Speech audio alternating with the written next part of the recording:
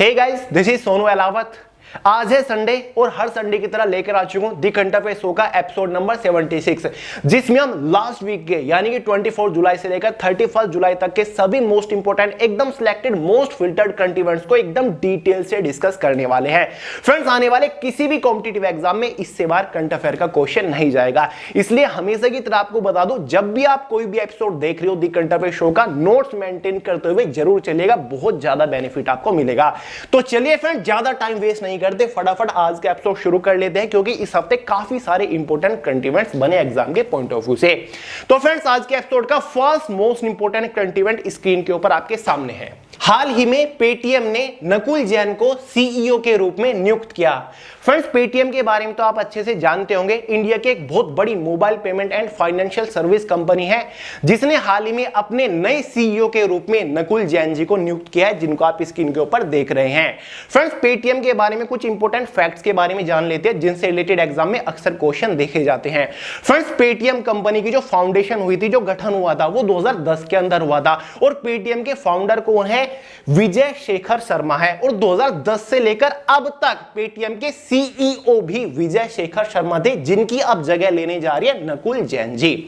देखिए friends, Paytm की जो पेरेंट कंपनी है वो है 197 कम्युनिकेशन। आप इसके बारे में जानते होंगे। 197 कम्युनिकेशन का जो गठन हुआ था 2000 में हुआ था, और इसकी जो फाउंडेशन की थी वो विजय शेखर शर्मा ने ही की थी। और फिलहाल 190 कम्युनिकेशन जो कंपनी है, इसके जो सीईओ हैं वो विजय शेखर शर्मा ही है। बस उन्होंने पेटीएम, जो कि एक सब्सिडरी है 197 कम्युनिकेशन की, उसके सीईओ का पद छोड़ा है। तो ये बहुत इंपॉर्टेंट है। 197 कम्युनिकेशंस के बहुत सारी सब्सिडरी हैं, जैसे एक पेटीएम हो गया, पेटीएम मनी हो गया, साथ ही पेटीएम पेमेंट सर्विस लिमिटेड हो गया, और भी काफी सारी सब्सिडरी है। तो ये पेरेंट कंपनी है। तो याद रखिएगा, एग्जाम में अक्सर अपॉइंटमेंट से रिलेटेड क्वेश्चन जरूर बनते हैं, और पेटीएम तो अपने आप में बहुत बड़ी कंपनी है, इससे रिलेटेड तो क्वेश्चन बनेगा ही। तो पेटीएम के नए सीईओ कौन बन चुके हैं? नकुल जैन जी।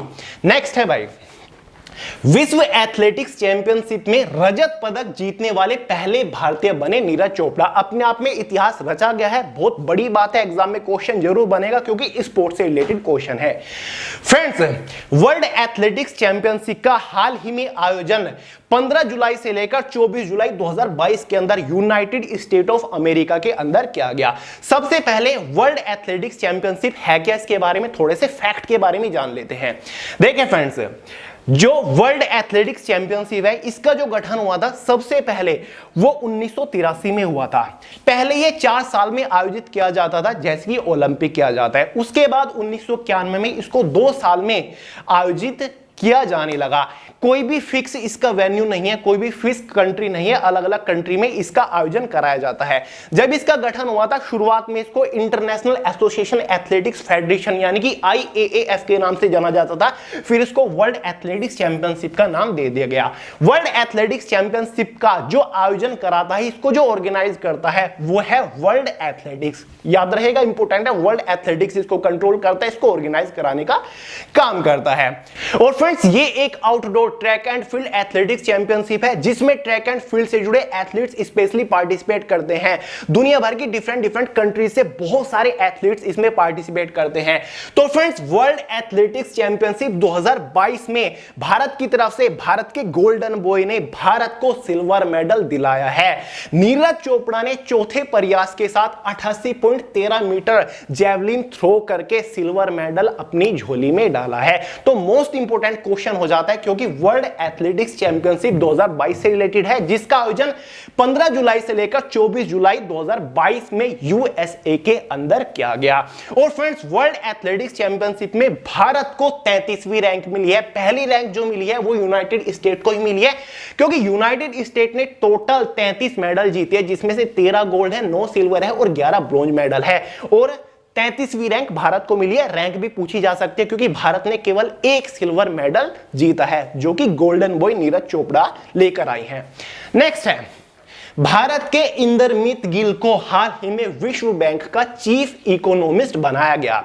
मोस्ट इंपोर्टेंट है, और एक तरीके से यहां पर भी हिस्ट्री क्रिएट हो रही है। फ्रेंड्स, वर्ल्ड बैंक के बारे में आपने डेफिनेटली सुना होगा, जिसका headquarter United state of America की राजधानी वाशिंगटन डीसी के अंदर है।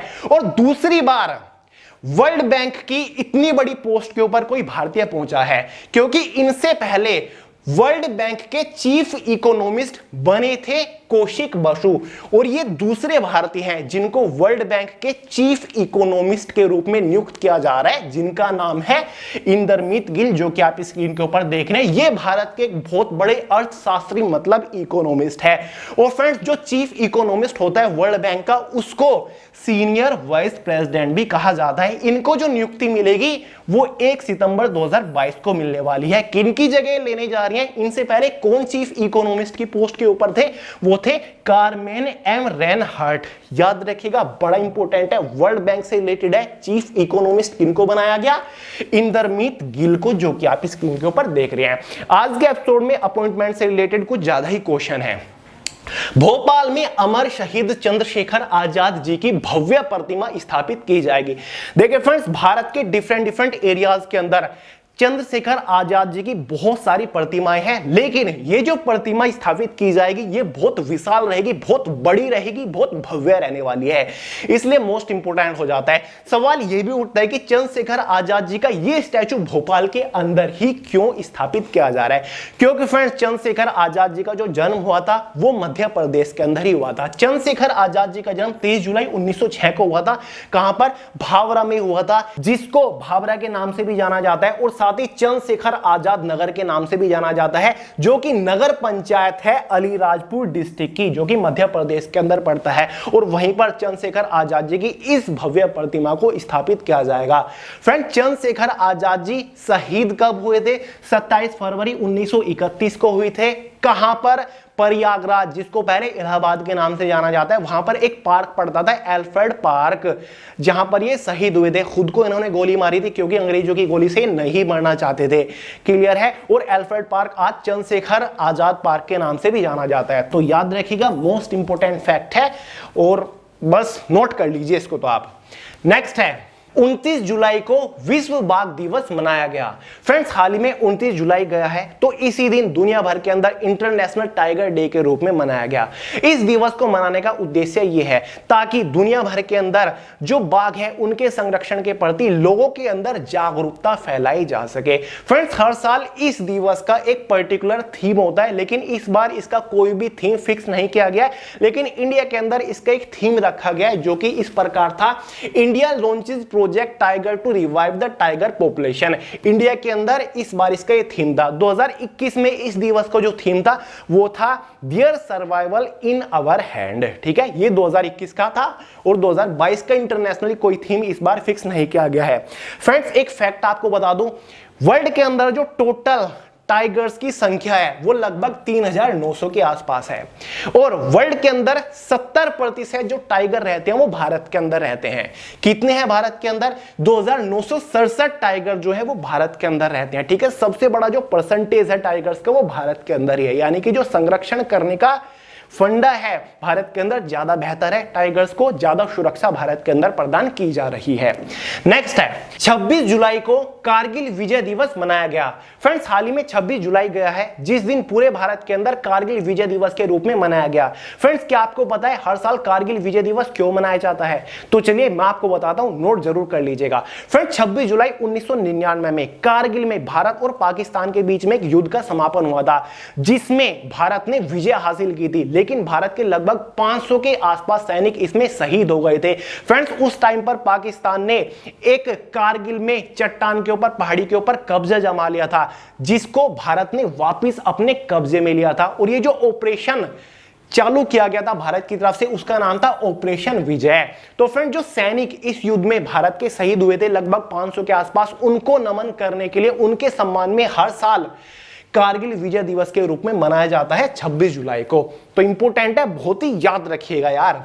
नेक्स्ट है भाई, आईआईटी कानपुर संस्थान ने निर्माण नामक कार्यक्रम की शुरुआत की। फ्रेंड्स, हाल ही में आईआईटी कानपुर मतलब इंडियन इंस्टीट्यूट ऑफ टेक्नोलॉजी ने एक प्रोग्राम, एक स्कीम शुरू की है जिसका नाम है निर्माण। फ्रेंड्स, ये जो प्रोग्राम शुरू किया है आईआईटी कानपुर ने, वो सेंट्रल गवर्नमेंट के department of science and technology के साथ किया है, और साथ ही आईआईटी कानपुर का एक डिपार्टमेंट है जिसका नाम है science incubation and innovation centre, इसने इस प्रोग्राम को शुरू किया है। फ्रेंड्स, ये जो जो प्रोग्राम है वो स्वास्थ्य सेवा और कृषि डोमेन में लगे विनिर्माण स्टार्टअप पर ध्यान केंद्रित, यानी कि जो ऐसे स्टार्टअप हैं जो कि कृषि के क्षेत्र में काम कर रहे हैं, जो कि स्वास्थ्य के सुधार के लिए काम कर रहे हैं, उन स्टार्टअप के ऊपर ध्यान केंद्रित करेगी, उनको सपोर्ट इसमें करने वाली है, साथ ही मार्केट के अंदर उनको लाने में हेल्प करने वाली है। तो याद रखिएगा, एग्जाम में जरूर पूछा जाएगा कि निर्माण नामक का एक कार्यक्रम किस आईआईटी संस्थान ने शुरू किया? कानपुर संस्थान ने शुरू किया। किसकी हेल्प से किया? सेंट्रल गवर्नमेंट के department of science and technology की हेल्प से किया। याद रहेगा, इंपोर्टेंट है। नेक्स्ट है भाई, हाल ही में जारी इंडिया इनोवेशन इंडेक्स 2021 में कर्नाटक, मणिपुर और चंडीगढ़ शहर पहले स्थान पर। सबसे पहले समझते हैं कि इंडिया इनोवेशन इंडेक्स होता क्या है। फ्रेंड्स, हर साल नीति आयोग के थ्रू इंडिया इनोवेशन इंडेक्स की एक रिपोर्ट जारी की जाती है, जिसमें नीति आयोग इंडिया के डिफरेंट स्टेट्स और यूनियन टेरिटरी के ऊपर एक सर्वे करता है, जिसमें यह देखा जाता है कि कौन सा स्टेट या फिर कौन से यूनियन टेरिटरी में इनोवेशन में सुधार आया है, नवाचार कौन से स्टेट या फिर कौन से केंद्र शासित प्रदेश में ज्यादा हो रहा है, इनोवेशन को ज्यादा बढ़ावा किस स्टेट में मिलता है, फिर उस रिपोर्ट के अकॉर्डिंग इनको रैंकिंग दी जाती है। क्लियर है? समझ गए इंडिया इनोवेशन इंडेक्स होता क्या है। और फ्रेंड्स, इस बार नीति आयोग ने इंडिया इनोवेशन इंडेक्स का तीसरा एडिशन जारी किया है। इसको आप सिंपल लैंग्वेज में नवाचार प्रदर्शन पर रैंक भी कह सकते हैं, जिसमें स्टेट के मामले में कर्नाटक पहले नंबर पर है और ईस्टर्न वेस्टर्न स्टेट के मामले में मणिपुर दूसरे नंबर पर है और यूनियन टेरिटरी के मामले में चंडीगढ़ भी पहले स्थान पर है। क्लियर है? यानी कि अपनी अपनी कैटेगरी में ये पहले पहले स्थान पर है। आपको दिखा देता हूं पूरी रैंकिंग। ये देखिए फ्रेंड्स, नॉर्थ ईस्ट जो हिल स्टेट्स है उनमें नंबर 1 रैंक किसको मिली है? मणिपुर को मिली है नंबर 1 रैंक। यहां पर स्कोर भी आप देख सकते हैं।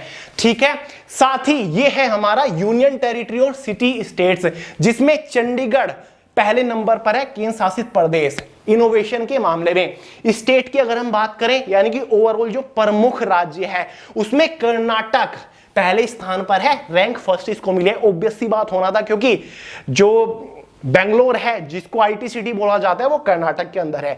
तो क्लियर, एग्जाम में जरूर पूछा जाएगा। और नीति आयोग के थ्रू इंडिया इनोवेशन इंडेक्स हर साल जारी किया जाता है। नीति आयोग की फुल फॉर्म क्या होती है? National institute for transforming India. NITI Aayog के फिलहाल सीईओ कौन है? मिस्टर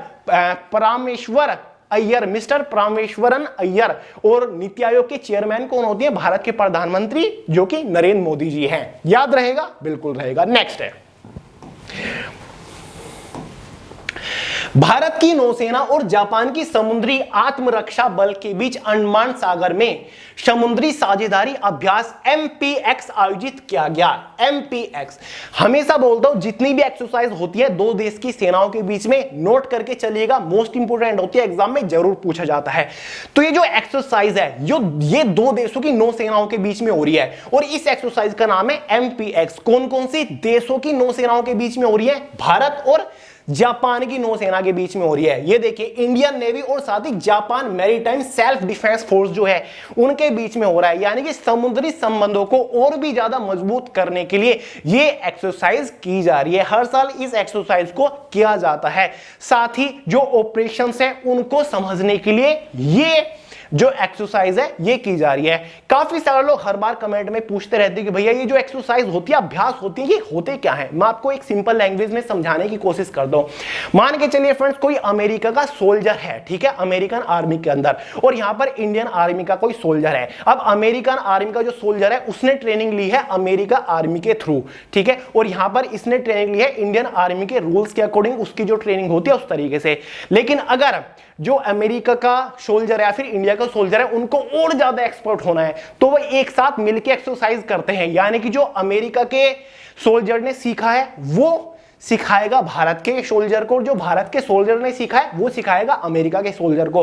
और अगर कभी ऐसे चांसेस बन जाते हैं कि दोनों को एक ही लड़ाई में जाना पड़ रहा है तो वो एक साथ जा सकते हैं और दोनों कोऑर्डिनेट अच्छा कर सकते हैं, क्योंकि दोनों ने एक साथ एक रिहर्सल कर रखी है, प्रैक्टिस कर रखी है, एक एक्सरसाइज कर रखी है, उसी को बोला जाता है अभ्यास। तो यहां पर दो देशों की नौसेना या फिर आर्मीज वगैरह इसको कर दिया ताकि कोऑर्डिनेट अच्छा बन सके। फ्यूचर में अगर ऐसी सिचुएशन बनती है कि एक साथ इनको कोई लड़ाई लड़नी पड़े दूसरे देश के खिलाफ तो ये अच्छे से कोऑर्डिनेट कर सके, ठीक है, एक टीम वर्क निकाल के लेकर आ सके, ठीक है। इसलिए समुद्र में अच्छे संबंध बनाने के लिए ये इस अभ्यास को कर रहे हैं। तो अभ्यास का नाम क्या है? MPX। कौन कौन सी देशों के नौसेना के बीच में हो रहा है? भारत और जापान, ठीक है। नेक्स्ट है, झारखंड ने हाल ही में अपनी पर्यटन नीति लॉन्च किया। तो फ्रेंड्स, हाल ही में झारखंड राज्य देश का पहला ऐसा राज्य बन गया है जिसने अपनी खुद की एक अलग पर्यटन नीति लॉन्च कर दिया, क्योंकि फ्रेंड्स झारखंड राज्य चाहता है कि हमारे राज्य के अंदर ज्यादा से ज्यादा पर्यटक जो है वो आकर्षित हो सके, क्योंकि काफी लंबे टाइम से पर्यटन बिल्कुल ठप पड़ा हुआ था कोरोना की वजह से।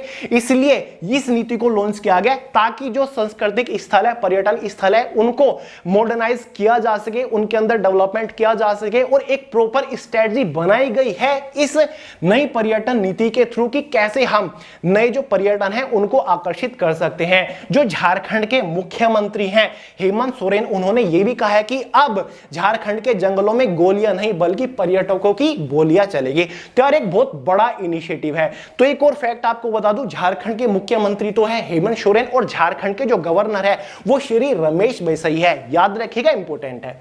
नेक्स्ट है भाई, सुपरस्टार कमल हसन को संयुक्त अरब अमीरात द्वारा प्रतिष्ठित गोल्डन वीजा दिया गया। फ्रेंड्स, कमल हसन जी के बारे में आप जानते होंगे, साउथ की जो फिल्में आती है उनके बहुत बड़े सुपरस्टार है, बॉलीवुड के अंदर भी काम कर चुके हैं। हाल ही में इनके काफी बड़ी फिल्म भी आई थी विक्रम, शायद आपने देखी होगी।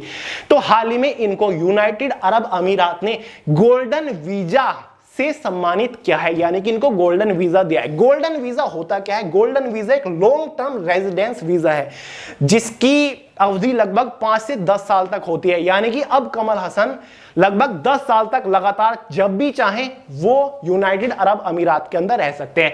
गोल्डन वीजे की जो शुरुआत की गई थी वो यूनाइटेड अरब अमीरात के वाइस प्रेसिडेंट द्वारा की गई थी 21 मई 2019 को, और इससे पहले ये गोल्डन वीजा यूनाइटेड अरब अमीरात के थ्रू भारत बॉलीवुड के एक्टर शाहरुख खान को भी दिया जा चुका है और भी काफी सारे एक्टर्स को दिया जा चुका है। तो याद रखिएगा, कमल हसन जी को यूनाइटेड अरब अमीरात ने गोल्डन वीजा दिया है।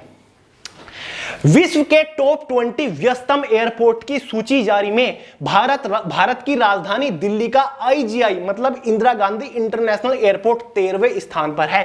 फ्रेंड्स, हाल ही में एयरपोर्ट्स काउंसिल इंटरनेशनल, जिसको SI भी कहा जाता है, एयरपोर्ट काउंसिल इंटरनेशनल वर्ल्ड ने अपना वार्षिक वर्ल्ड एयरपोर्ट ट्रैफिक डेटाबेस प्रकाशित किया है, जो कि हर साल करता है, जिसमें टॉप 20 बिजिएस्ट, वर्ल्ड के सबसे बिजिएस्ट मतलब व्यस्त एयरपोर्ट्स की लिस्ट जारी की है, इंटरनेशनल एयरपोर्ट्स की लिस्ट जारी की है, जिसमें 13वें स्थान भारत के इंदिरा गांधी एयरपोर्ट, जो कि दिल्ली का इंटरनेशनल एयरपोर्ट है, उसको 13वां स्थान मिली है। तो चलिए रैंकिंग 1 देख लेते हैं किसको मिली है। तो फ्रेंड्स, ये है 2020 की लिस्ट और ये है 2021 की लिस्ट। रैंकिंग सामने लिखी हुई है, हम बात कर रहे हैं 2021 की। फ्रेंड, जो फर्स्ट रैंक मिली है मोस्ट बिजिएस्ट, यानी कि जहां पर दिन में सबसे ज्यादा लोग आते हैं, सबसे ज्यादा जो प्लेन है उड़ते हैं, या फिर सबसे ज्यादा लोग का आवागमन होता है, वो है रैंक फर्स्ट वाला अटलांटा, जो कि Georgia, Atlanta United state of America की एक जगह है। जॉर्जिया जो कि एक स्टेट है USA का, उसके अंदर एक जगह है अटलांटा, उसी का जो एयरपोर्ट है उसको रैंक फर्स्ट मिली है मोस्ट बिजिएस्ट एयरपोर्ट की लिस्ट में। सेकंड जो रैंक मिली है वो डालास फोर्ट वर्थ को मिली है, जो कि टेक्सास की में अंदर एक जगह पड़ती है, ये भी यूनाइटेड स्टेट ऑफ अमेरिका का ही है। थर्ड रैंक डेनवर एयरपोर्ट को मिली है, डेनवर भी राजधानी है कोलोराडो की, ठीक है। फिर शिकागो, लॉस एंजलिस, और 13वें स्थान पर ये देख लीजिए 13वीं मतलब जो रैंक मिली है वो IGIA Indira Gandhi international airport Delhi को मिली है। क्लियर है, 2022 में 16 नंबर पर था और काफी नीचे अब भारत आ चुका है, काफी आगे आ चुका है, क्योंकि काफी सारे टूरिस्ट भारत के अंदर आ रहे हैं, बहुत सारे स्टूडेंट्स भारत के अंदर पढ़ने आते हैं और काफी आवागमन है। याद रहेगा, मोस्ट बिजिएस्ट एयरपोर्ट की लिस्ट में भारत 13वें स्थान पर है, भारत का इंदिरा गांधी एयरपोर्ट दिल्ली का। मध्य प्रदेश का बुरहानपुर देश का पहला हर घर जल जिला बन गया है, तो अपने आप में बहुत बड़ी बात है। फ्रेंड्स, मध्य प्रदेश का एक जिला है जिसका नाम है बुरहानपुर। ये देश का पहला एक ऐसा जिला, देश की पहली एक डिस्ट्रिक्ट बन गई है जिसने हर घर तक पीने योग्य वाटर पहुंचाया है, हर घर तक टैप वाटर की सुविधा पहुंचाने में सक्सेसफुल हो चुका है, और ये पहला ऐसा जिला बन चुका है देश का, जो कि अपने आप में बहुत बड़ी बात है। हर घर जल मिशन के बारे में आपको पता ही होगा कि हर घर तक पीने योग्य पानी पहुंचाना है, और इसमें पहला जिला कौन बन गया है? बुरहानपुर बन गया है, जिसमें प्रधानमंत्री मोदी जी ने भी कांग्रेचुलेशन दी है सभी सिटीजन्स को बुरहानपुर के। जिसमें फ्रेंड्स 254 इस डिस्ट्रिक्ट में 254 गांव पड़ते हैं और 254 गांव तक टैप वाटर पहुंचाने में सक्सेसफुल हुए हैं। साथ ही हाउस होल्ड जो ट्राइबल्स हैं कि बस्तियां हैं मतलब छोटी सी, वो 43,701 हैं, वहां तक भी सब कुछ पहुंचा चुका है। तो अपना आप में यार बहुत बड़ी बात है। और जो जल शक्ति जो अपना मिनिस्ट्री ऑफ जल शक्ति है उसके मिनिस्टर कौन है? गजेंद्र सिंह शेखावत है। मिनिस्ट्री ऑफ जल शक्ति के मिनिस्टर कौन है? गजेंद्र सिंह शेखावत है। नोट करिए, येलो पे शायद आपको दिखाई ना दे रहा हूं। तो मोस्ट इंपोर्टेंट है भाई, याद रखिएगा। बुरहानपुर मध्य प्रदेश के एक डिस्ट्रिक्ट है जो कि देश का पहला हर घर जल जिला बन चुका है।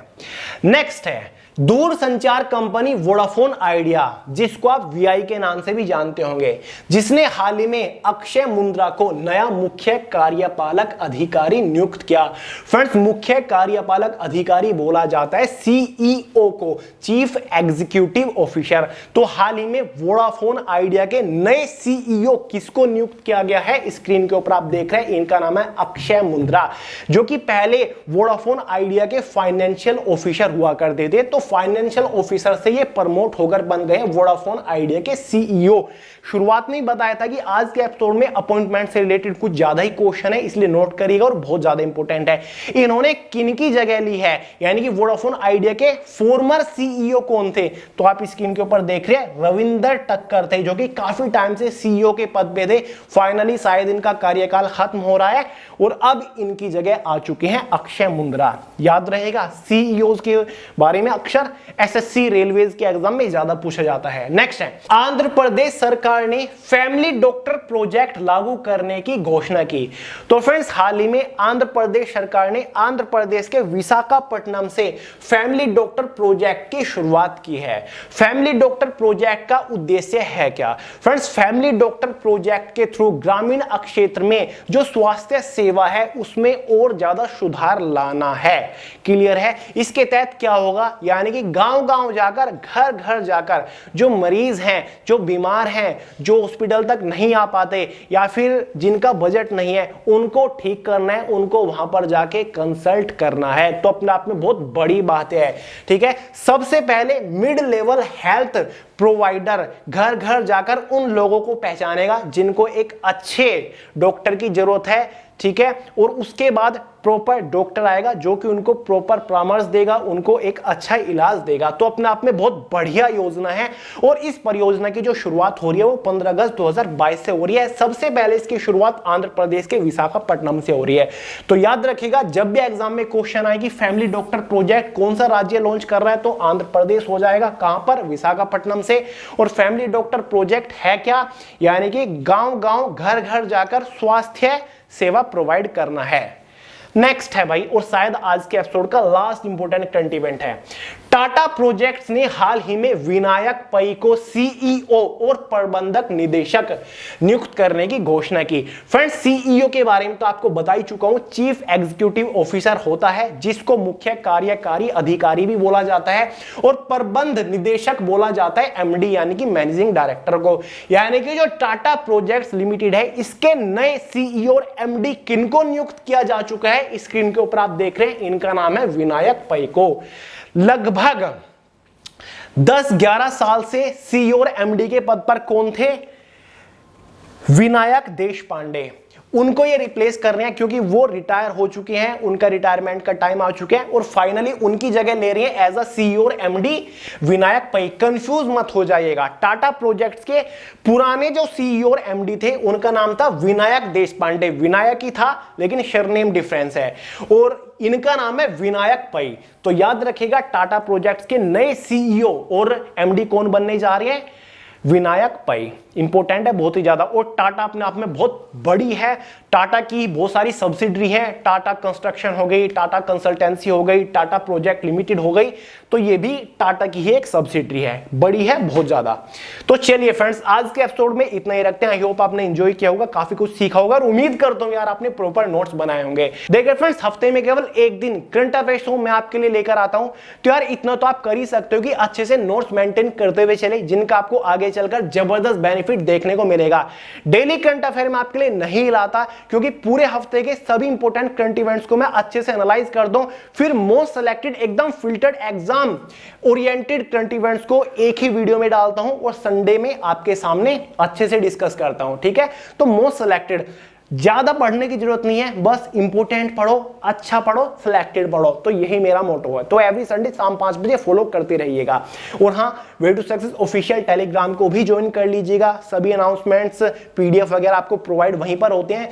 सोनू अहलावत इंस्टाग्राम के ऊपर आप फॉलो कर सकते हैं। अगर कोई क्रिटिकल प्रॉब्लम है, किसी चीज का सोल्यूशन चाहिए, कुछ सजेशन देना है, तो आप डायरेक्ट मैसेज भी कर सकते हैं। और चैनल को सब्सक्राइब करना तो ऑब्वियस सी बात है, भूलोगे ही नहीं। तो चलिए दोस्तों, इस वीडियो में इतना ही रखते हैं, मिलते हैं अगली वीडियो में बहुत जल्द, तब तक के लिए जय हिंद।